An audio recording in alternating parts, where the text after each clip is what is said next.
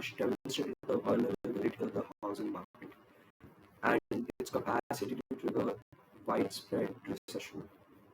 It, it clearly showed that houses cannot be blindly considered as an asset.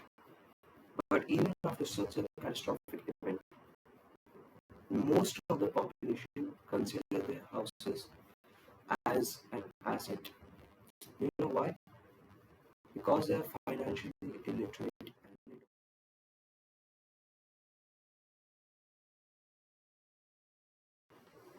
Okay, imagine this.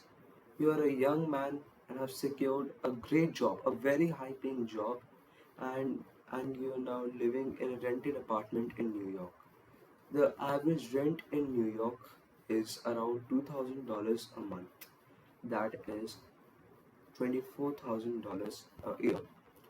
The house that you are living in is currently $800,000, which is the average price of a house in New York. So let's consider this. So, if you will be living 30 years in that rented house, how much money will you pay? So if we do 24 into 30, we get around $720,000. And while the house costs around $800,000, excluding the property tax. So in a way, you're living in that house for 30 years in $720,000, and the house costs around $800,000. So is the house really necessary? Do you need to buy your own house to live a life? Well, in my opinion, yes, but also no. Okay, so you should buy a house because it holds a lot of sentimental value.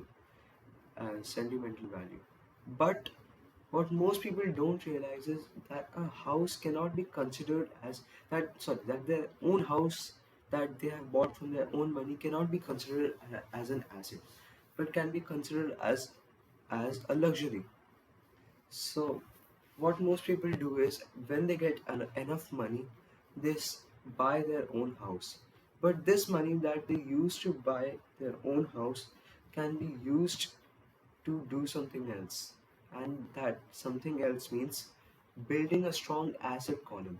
The the asset column will put money in your pocket, while the house will take money out of your pocket in the form of property tax, etc. Blah blah blah. So, in my opinion, what should you do? What should you should do is instead of use instead of like using the money you save to buy the house, buy some assets that will put some money in your pocket and use that money to buy that house. And instead of considering it a necessity, consider it let's as take a that luxury story of the young man again who secured the job in Bangla. So the young man secured a great job, and he decides and like he meets the love of his life and marries her. Now the couple decides to rent out a new place, and they realize that now they have two streams of income as both of them are working. Therefore, they get greedy. They buy, they save enough money to buy a house, and due to this, their expense column rises. Okay, so then, like every other story, a baby is on its way, and so their expense column went from this in the rented house to this. Okay, so yeah, there there was a rise in expenses, um, and when the child came along, their expense column rose even more. Now, when the child grows up, turns 18 and leaves the house, they realize that they don't have enough money for their retirement. So therefore, they start overworking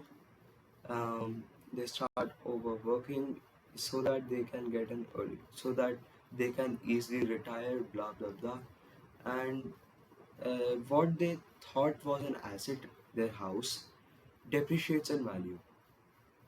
So they realize that they're literally fucked. Hmm. Okay, what if the couple would have, instead of buying a house, they could have invested their money in assets and built their asset column and had a bit of patience and then bought the house with the money that they got from the assets? Wouldn't that have been better? That would have. So, in the book Rich Dad Poor Dad by Robert Kiyosaki, Robert says that there is a quote that rich people, like, no, sorry, poor people buy luxuries first and struggle later, while the rich struggle first and buy as luxury later. So, what this means is that the poor people don't have enough patience and buy, and instead of investing their money in an asset column, in their asset column they buy a luxury, while the rich people, instead of buying a luxury, they invest their money in asset and use the money from the asset to buy a luxury. So yes, this is the end of the video, and my conclusion is, instead of buying a house and telling everyone that your house is your biggest investment, invest in your asset column and use the asset column, use the money from the asset column to pay for your house. And again, in my opinion, a house is not a luxury, is not a necessity, it is a luxury. So bye. Oh shit.